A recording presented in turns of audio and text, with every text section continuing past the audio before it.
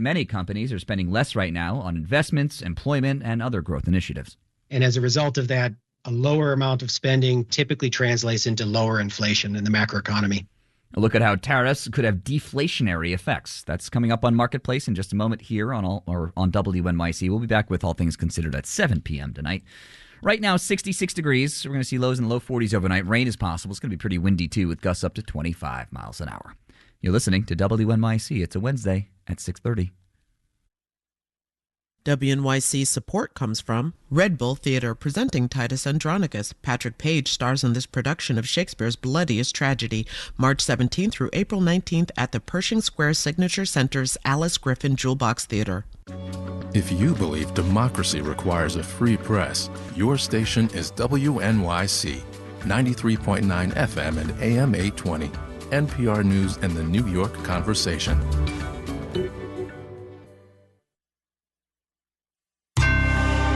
Marketplace is supported by Bison Managed 401k, active advisor management for 401k accounts. The calculator is at powermy401k.com. Nice inflation report you got there. Too bad a lot of it's useless now. I'm kidding. Mostly. From American Public Media, this is Marketplace. Marketplace is supported by GEP, at the forefront of agentic procurement orchestration and autonomous supply chains. With GEP Smart Software, GEP Key Agentic AI, and Strategy Consulting, GEP works to help business optimize value and reduce risk. And by Odoo.com, offering integrated programs for sales, customer relationship management, inventory, and other business operations, designed to work together as a customizable software suite. Odoo, all your business on one platform. And by Solidigm, offering solid-state storage solutions optimized for AI with higher capacities, greater speed, and energy efficiency. Solidigm, AI data infrastructure built on a solid foundation. Learn more at storageforai.com.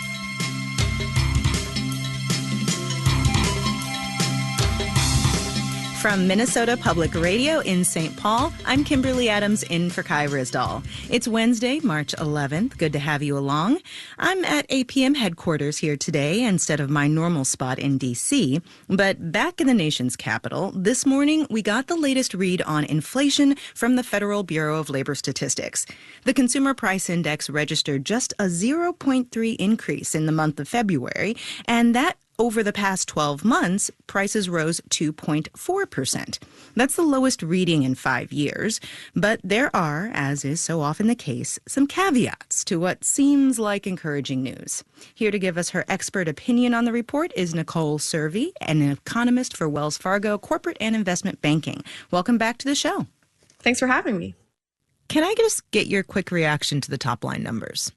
Yeah, so in terms of the month-over-months, those looked pretty good. But if you look at, for instance, the year-over-year rates of CPI and core CPI, they both moved sideways. And what the report suggests to me is that, yes, inflation is not as bad as we had feared by this point in time, but we're also not seeing progress either. And now we got to think about this energy price shock. And so while this report is encouraging, I do think it feels a little dated at this point in time, especially once we turn to the March CPI and get some of that immediate reaction to what we're seeing in the conflict in the Middle East. Right. This is the giant asterisk on this report, which is that all of this data was before we went to war with Iran. Correct. And so how are economists, do you think, factoring that in when reading this report? So if you look at the energy line, for instance, you can see that gasoline prices actually rose pretty solid in February, a little bit stronger than I think you would expect in a, let's say, a quote unquote typical February. And if you also think about the really bad winter storms on the Northeast, you wouldn't expect gasoline prices to rise as much as they did. But if you look at what was going on in oil prices were actually rising in February in anticipation of potential escalation in the Middle East. And you were seeing that risk premium being priced in. And that got directly translated to consumers already in February with a pretty decent gain in gasoline prices. And that gain is only just going to get stronger in March. What does this mean for the Fed? The CPI reading like this might, be encouraging to folks on Wall Street that wanted another interest rate cut. But as you said, this oil price shock has now come down the pipeline. That's going to change everything. Right. And so one thing that I'll say is an important caveat here is we're looking at the consumer price index, and the Fed, when they actually talk about inflation and what they target, they use a separate measure called the PCE deflator. And right now, they're measuring the same thing, the CPI and the PCE deflator, so they do tend to track together over time. But right now, there is a pretty unique gap between the two indices, so I would just flag that as something to keep an eye on. Right now, if you look at what the CPI implies for the PCE deflator, it looks like the inflation as measured by the PCE is running a little bit stronger than what the CPI is actually suggesting at this time. And so the Fed is probably on alert, right? This report is showing us, and we don't even have the March data yet, that disinflationary progress is stalling out. And now we're anticipating an energy price shock, and that's just going to make any of the disinflationary pressures that we were hoping for all that much harder. Now, when you think about how the Fed responds to supply side shocks in general, just over the course of time, they try to look through commodity price shocks in particular, because they tend to be idiosyncratic, as we know. And we saw the Fed actually have that impulse back when we were reopening from the pandemic. They're trying to look through some of that energy price shock initially, but then we ended up reacting to inflation ultimately. I think they're going to be a little bit more sensitive because of what we saw in the wake of Russia's invasion of Ukraine. Inflation was really strong at that time. I think they're going to be more sensitive to an energy price shock today, having learned from that experience. I think all of these data point towards staying more restrictive, i.e. maybe holding rates at their current level for longer than they anticipated before the shock because of some of that uncertainty related to energy. I mean, how useful is this report really? Not all that useful. So one thing that I like to say is that inflation is a lagging indicator, and this report feels more lagged than most. Nicole Cervi is an economist for Wells Fargo Corporate and Investment Banking. Thank you so much. Thanks. Wall Street today, oil prices went back up again, sending markets down. We'll have the details when we do the numbers.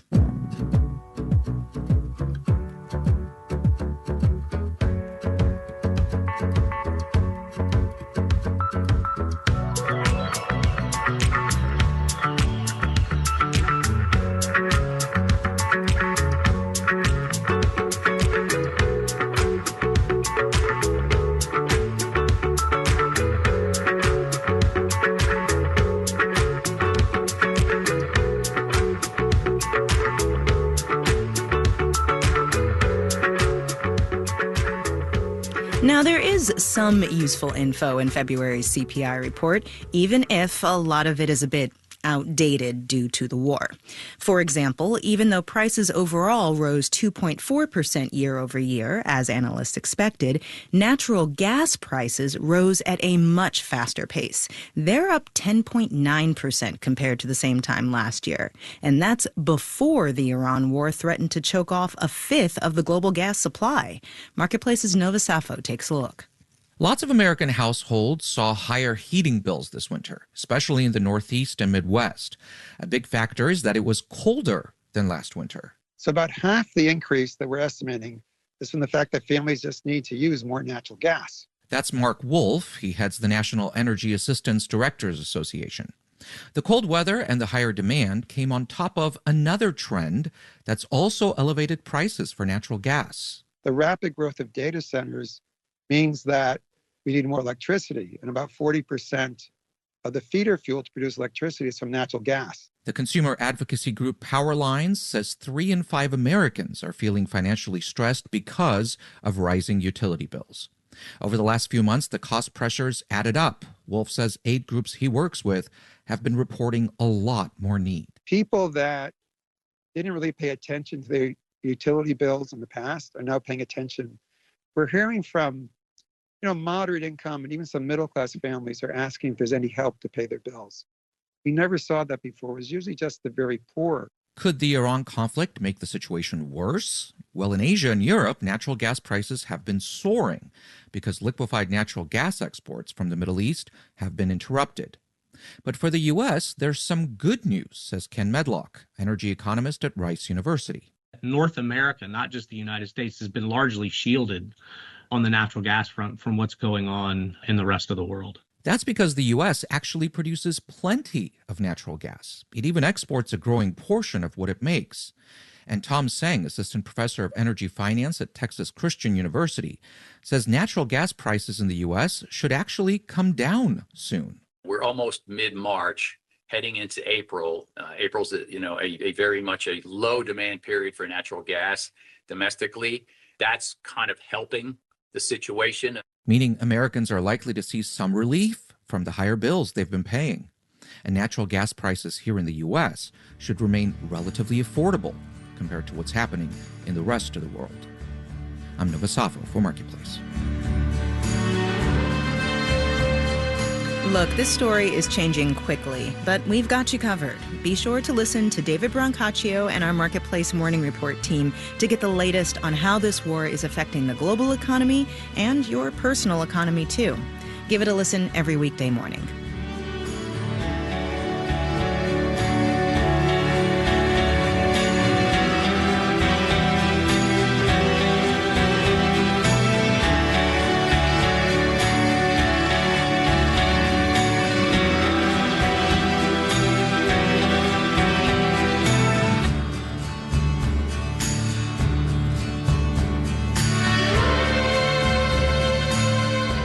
Energy prices aside, inflation over the past year has been a lot more muted than economists expected. That's despite the fact that the president's tariffs are still making imported goods more expensive.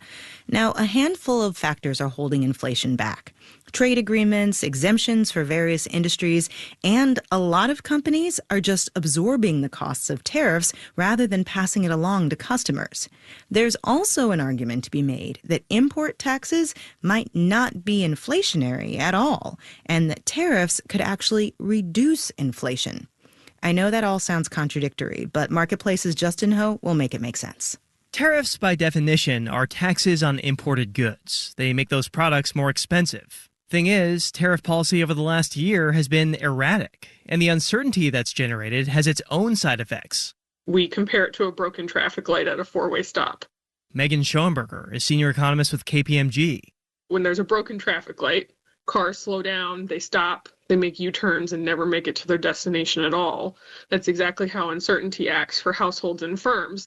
Households and firms might buy fewer big-ticket items and make fewer investments. Companies might hold off on hiring. In other words, the economy could slow down. There's a possibility, right, that they could slow economic growth to such an extent that they're disinflationary or even deflationary.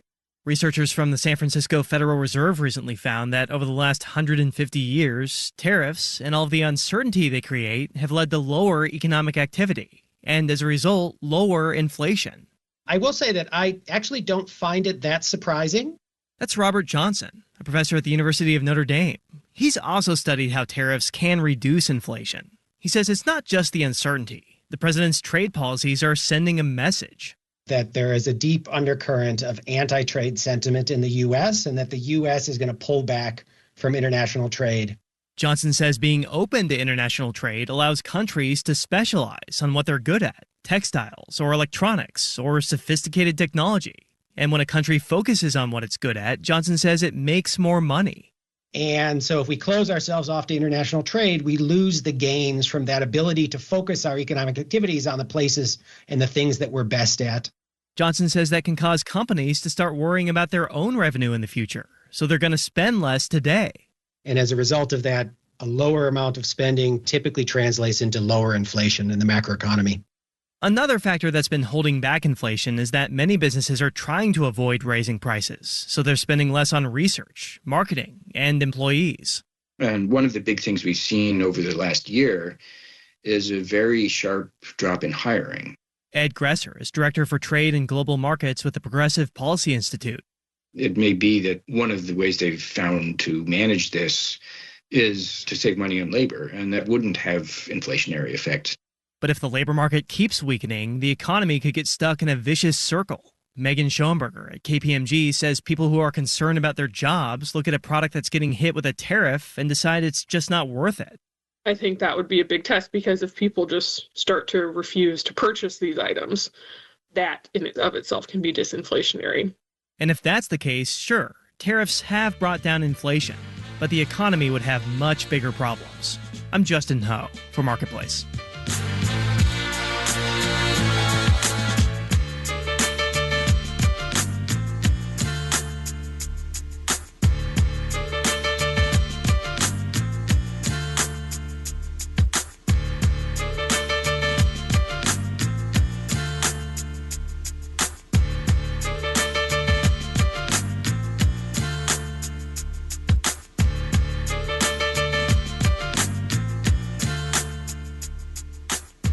Coming up, Marketplace Numbers is supported by Commvault, providing data resilience and recovery for large-scale enterprise environments. Commvault.com. Marketplace. the Dow Jones Industrial Average declined 289.6% to close at 47,417. The Nasdaq picked up 19 points, 0.1% to finish at 22,716, and the S&P 500 lost 5 points, 0.1% to end at 6775. Nova was just talking about the rise in natural gas prices in the U.S., which happened even before the war with Iran. Major U.S. producers of natural gas did well on the market today. ExxonMobil Corporation rose 2.33%, Chevron increased 3%, ConocoPhillips added 2.5%. The International Energy Agency said its members would release a record 400 million barrels of oil from its stockpile. Brent crude settled at about $92 a barrel. And we mentioned yesterday that cloud infrastructure firm Oracle delivered a robust earnings report. Today, Oracle Corporation leaped 9 2/10%. Bonds fell. The yield on the 10-year T-note rose to 4.22%. And you're listening to Marketplace. Marketplace Numbers is supported by Commvault, providing data resilience and recovery for large-scale enterprise environments. Commvault.com. Marketplace is supported by The Economist, providing reporting and analysis on global politics, economics, science, and culture, covering international trends and emerging issues shaping the world today. More information at economist.com. And by Amazon Business, dedicated to helping businesses save time on office tasks and empower leaders with business buying solutions that support teams to focus on growing the business. Learn about smart business buying at amazonbusiness.com. And by BMC. BMC helps customers worldwide run and modernize their businesses by automating, managing, and optimizing complex IT environments. Learn more at bmc.com.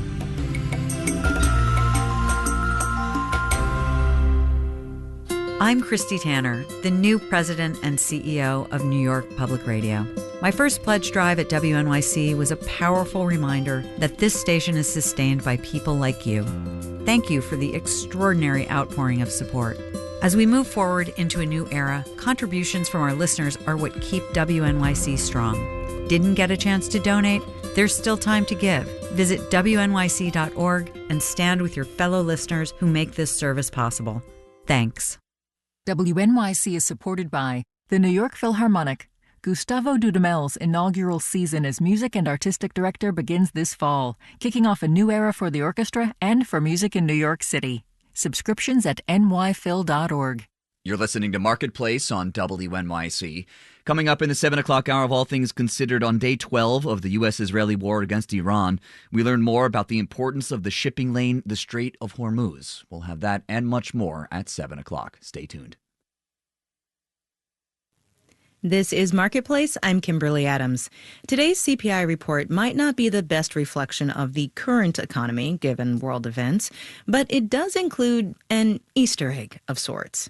In February, the price of eggs was down more than 40% what it was in February of last year, as shortages caused by America's longest ever running avian flu outbreak stabilized. But that relief in the egg aisle has been offset by rising prices in the meat aisle. Marketplace's Megan McCarty-Carino takes us to the supermarket today.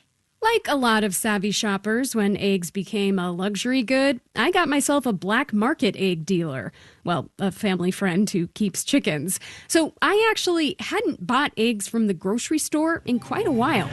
Okay, I'm at my local Lucky supermarket and looking for the cheapest eggs. I see a dozen large cage-free eggs, $2.99. Been a while since I saw egg prices in the $2 range.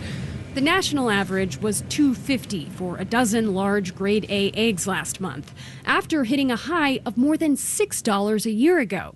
The shock was specific, but the high cost of eggs came to feel like a symbol of everything that was unaffordable, says Gregory Dacko, chief economist at EY Parthenon.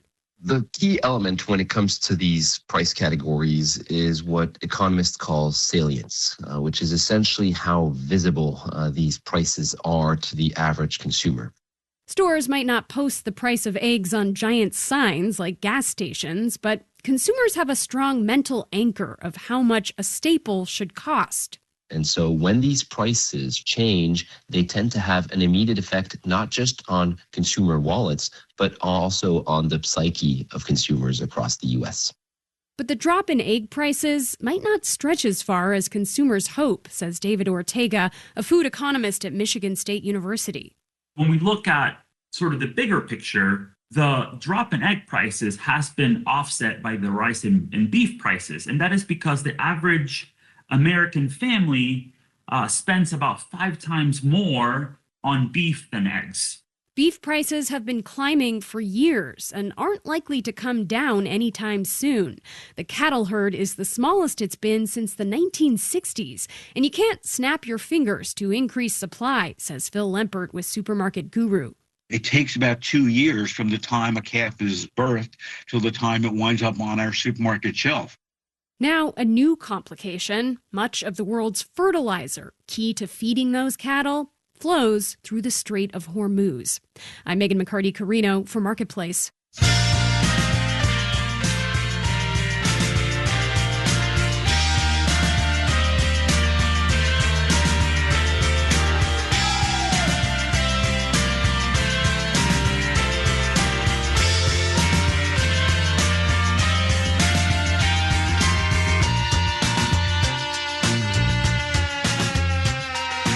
Today marked the last day of Paris Fashion Week. It was the final and most anticipated event of what the industry calls Fashion Month, highlighting the latest trends in apparel. And while styles change from season to season and then come back, one thing that hasn't really evolved with the times is how the industry does sizing, specifically when it comes to women's clothing. Amanda Sakuma wrote about the chaos that is women's sizing for the visual essay news site The Pudding the other day. Amanda, great to talk with you. Hi, thanks for having me. So what did you find when it comes to how women's sizing works in American clothing? I think the biggest thing is just knowing that sizes are wildly inconsistent from brand to brand. They're incentivized essentially to make up their own sizing standards in order to target their own customer base. So while there are technically universal sizing standards that exist, manufacturers only loosely follow those guidelines, if at all. And so it just leaves this scenario where, you have to do the trial and error of trying things on in store. A size 8 in one store will not be a size 8 in another store. And that just leaves a lot to have to navigate. One of the things that was interesting to me looking at your piece was that you really lay out how well sizes fit the average woman changes over the age of a woman. It's so difficult. I think we have this idea of what is a kind of normal, medium-sized woman or just what a normal size is. And I don't think that correlates with the reality of humans, of modern women in the U.S. especially. And it starts at the age of 15 is around the age when most girls are able to start wearing women's clothing for the first time. The 5th percentile, the smallest 15-year-olds are able to fit into the smallest sizes, and the largest 15-year-olds are able to fit into the largest sizes. But that is both the first and the last time that they're able to wear women's clothing. Because after that point, as women age, you your size changes as you age, which I think is a very natural thing. And it just creates this dynamic where as you age, you're getting pushed out of women's sizing options entirely. The median woman in the US wears a size 18, but the average regular clothing line goes up to only a size 16. So that means over half of all adult women are essentially pushed out of all regular clothing lines, which is kind of a problem. And when you say that, half of women are left out of standard sizes, these are women who are going shopping and basically being made to feel that their bodies are, outside the norm. It's really hard not to just internalize the struggle of trying to find clothes that fit right. It's hard not to kind of take it personally and think this is just a me problem. But I think this is actually more of a structural problem. When you have a one-size-fits-all box, it's really hard to fit as many women as possible into those boxes. And so I think a lot of us are kind of left in a situation where things only half fit right, or you need to go for the option that has more, maybe elastic in the waistline or stretchy material or boxier styles in order to be able to fit into clothes. How does all this compare to sizing for menswear? Men do not have to deal with it to quite the same degree. A lot of times their jeans or their pants, for example, are based on their waistline measurements.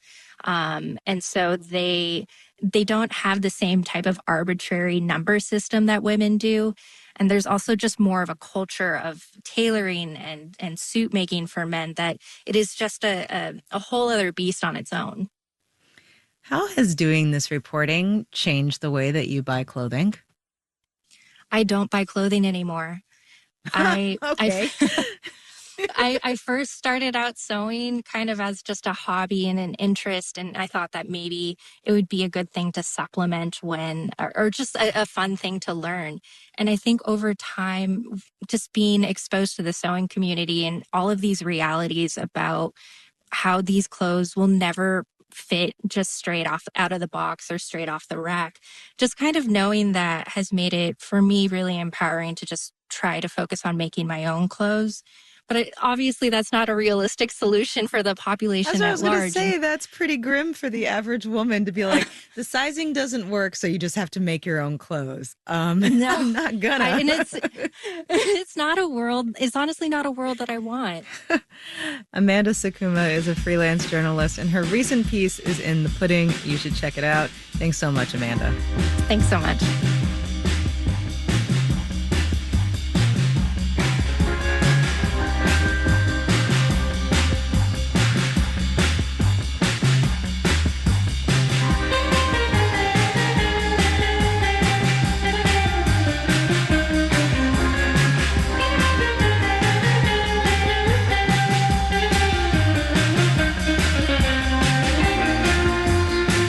Marketplace is supported by Viking, committed to exploring the world in comfort, offering a small ship experience with a shore excursion included in every port and onboard cultural enrichment. Discover more at Viking.com. And by the University of Illinois' Gies College of Business, providing a fully online MBA degree that encourages learners to apply what they learn in real time without having to put their career on hold. Online mba.illinois.edu. This final note on the way out today, the Treasury Department put out the latest numbers on the federal deficit this morning, just over $1 trillion for the fiscal year through February. That's about 12% lower than the deficit this time last year, helped along by the tariff revenue generated mostly from U.S. consumers and businesses.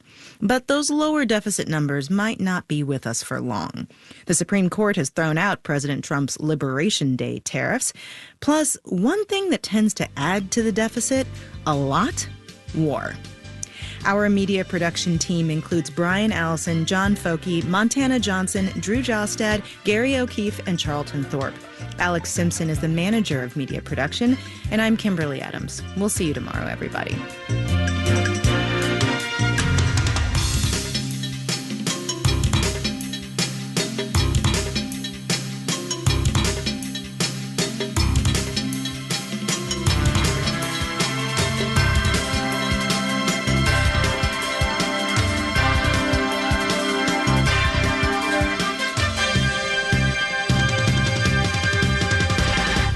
This is APM.